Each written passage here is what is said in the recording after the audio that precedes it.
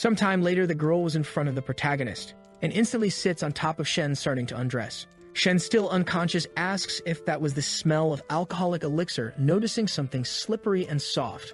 Opening his eyes, the protagonist is surprised, seeing the girl on top of him, asking what she was doing. Embarrassed, Shen tries to get up, telling Yanton not to come closer.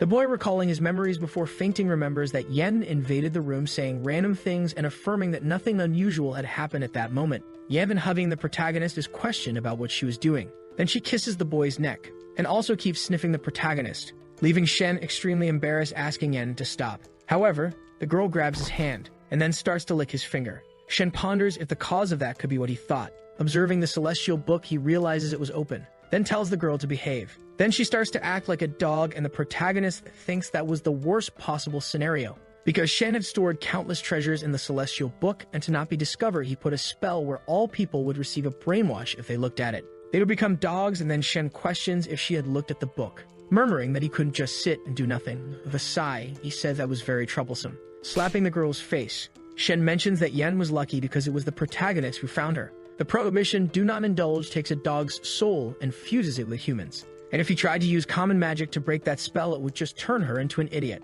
Then Shen presses Yanton to the ground, carrying out the dog's soul, saying she could return to normal. Then the girl faints and the protagonist thinks it was a success,